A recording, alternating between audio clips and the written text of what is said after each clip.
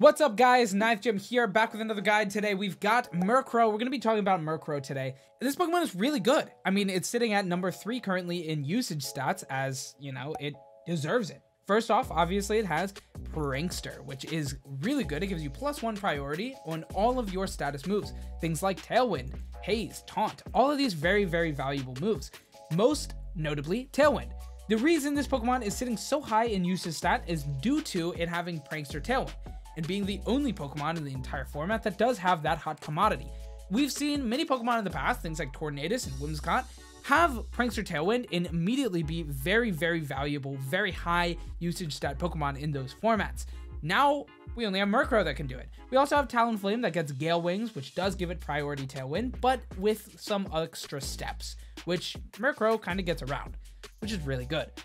That's about it for the overview. Dark Flying is pretty solid. We do get access to Eviolite, which is pretty cool, so its bulk is alright.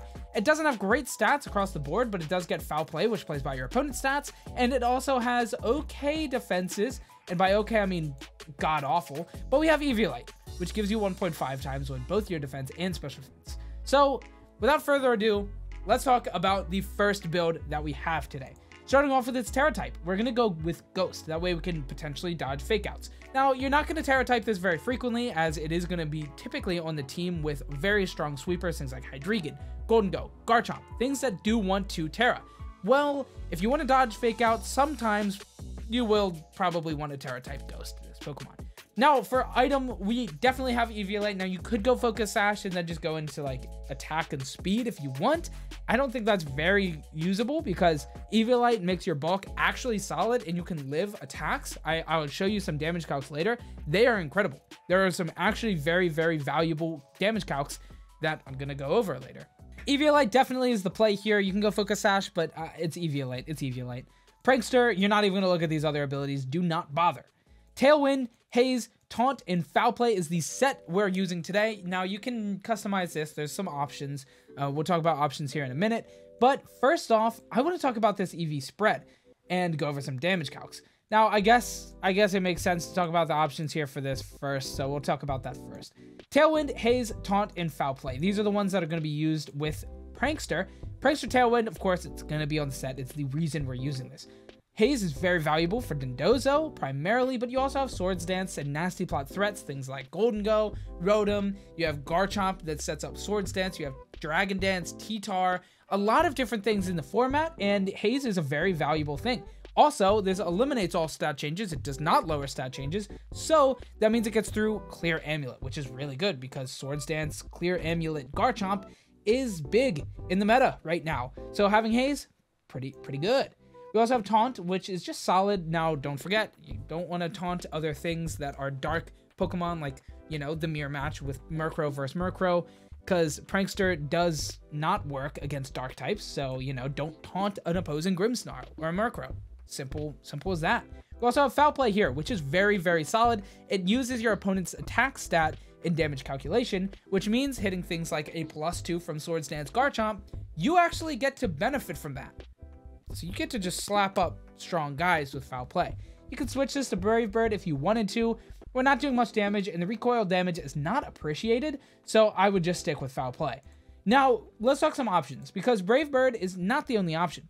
We also have Sucker Punch, which is cool, but not that good, right? Our attack stat is not very strong. I guess it's 85, which is not the worst in the world, and Murkrow's Sucker Punch damage is not going to be P damage, but it's not going to be great damage. So it's not really worth it. And then we also have Protect here, which is definitely worth it sometimes. You might want to have this on some builds. I really, really like this build, and I think everybody in the entire game has really taken a liking to this build, as this is the primary set that you'll see these 4 moves, but Protect is an option. Also, Thunder Wave is a solid option. Thunder Wave is good. It's good. We've seen it on Grimmsnarl. Prankster Thunder Wave is pretty disgusting. It does have 90 accuracy, so you'll want to be careful there, but it's very good. We also have Substitute, which is something that's notable. I don't think we're going to be using it, but it's notable. And also Icy Wind. Those are the moves that I would really, you know, keep in mind with Murkrow. I don't think you're really going to be needing the Icy Wind most of the time because of Tailwind, but there's a lot of Tailwind v Tailwind, and Icy Wind maybe could land on a set. Now let's talk about this EV spread. We've got 252 into HP, 132 plus into defense, and 124 special defense, with that nature being bold, because we don't need the attack, we don't need the special attack either, so it doesn't really matter. It could be impish. Like that's feasible, because foul play plays by your opponent's attack stat. So the nature of our Pokemon doesn't really matter for that, at least. So you can go bold or impish. It doesn't matter here. So as far as this damage calc here, as you can see right here, 252 attack. And if I move my head, that's also a +2 from Swords Dance. Rock Slide is only hitting 72 to 85%, which is, in fact, a lot of damage, but it means even after a Swords Dance, we are living, which means we could potentially get 2 to 3 turns with this Murkrow being used. Of course, don't get flinched. Simple as that, right? But that's still really, really relevant. And this is without, like, Life Orb, so it could be, you know, theoretically Life Orb, and then it'll probably be knocking us out about 50% of the time, but not always. And not always is their attack going to be fully invested as well. So there's a lot of variance here for sure, but this is a pretty notable damage calc. Now next we have Tyranitar, and this one's also really crazy. 252 attack with the Adamant nature, the plus attack nature. I know it says Brave, but don't mind that. And then we also have Rock Terra type. So 2 times stab, 252 attack, and attack nature. So 252 plus attack, Terra type, giving us 2 times stab, rock slides, 81 to 96%. That's crazy. That means we're living a Tyranitar with all those adjectives. That's crazy.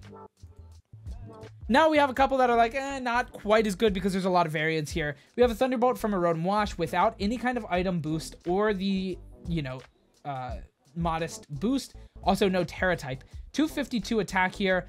83 to 98% on the Thunderbolt, so that's very good. If it has, you know, some special attack invested, not nasty plotted or itemed or Terra typed, a lot of things there to talk about. But it means that we can live Rotom Washes a lot of the time, and with open team sheets, you can theoretically see if you can live this Rotom Wash stock. And also, of course, you know, nasty plot is going to be killing you, and even if it has 0 investment, nasty plot is going to be knocking you out. So, you know, you could invest a little bit more special defense and take away some defense, but I don't really recommend it. I think this is the build, and I think we're okay with not always living Rotom Wash. Now, the last one is a little bit unfortunate. We have Golden Go here with 252 special attack, choice specs, 96 to 114 on that Thunderbolt. Really high % chance to take the Oko. Now, this sucks. There's ways for this to go around. Like I said, there's variance, you know, if it's not fully invested to special attack and still using choice specs, boom, we're living. If it has Life Orb instead, we're probably living, which is really good. Even max investment here, we are going to be living the Life Orb, but choice specs is most notable here. And even if, you know, it's primarily a bulky build with nasty plot and no Life Orb, it's going to be taking it out. So if, you know, Golden Go sets up a nasty plot, well, goodbye Murkrow. But if not, there's what I'm saying is there's variance here. We can live potentially Golden Go attacks. It's not very likely. We can. That is about it I have for the video today. So thanks so much that is about it for the video that I have today. Thanks so much for watching, guys. I hope you did enjoy. As always, we'll leave this paste down in the description below. You can just go down, copy, paste it, put it into your game, and use this Murkrow build in Pokemon Showdown. So, yeah, that's it. Thanks so much for watching, guys. Hope you enjoyed. Goodbye.